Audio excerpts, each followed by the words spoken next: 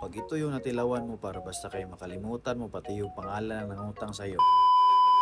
Lahi naman yung tiradahin natin yun par.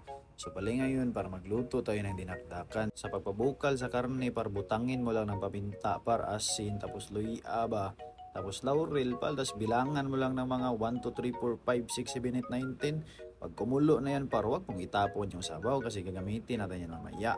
Tapos pare prito lang natin yung karne natin par na pinabukalan kanina sa sarili niyang mantika sa sarili niyang singot ba pagkatapos para lagyan lang natin ng paminta yan para pampalasa ba kahit wala ng asin goods na yan pagkahuman par ito yung mixture na pangtimpla natin mamaya par naglagay lang tayo ng mayonnaise par toyo asin suka at saka kalamansi par panalong panalo na yan. Kaya naluto naman ang baboy par gi-slice ko lang ng mga bite size par tapos gipanglunod ko na yung mga lamas diyan par ba kagaya ng mga sibuyas, mga sili, tapos yung mixture kanina na mayonnaise par goods na gayo.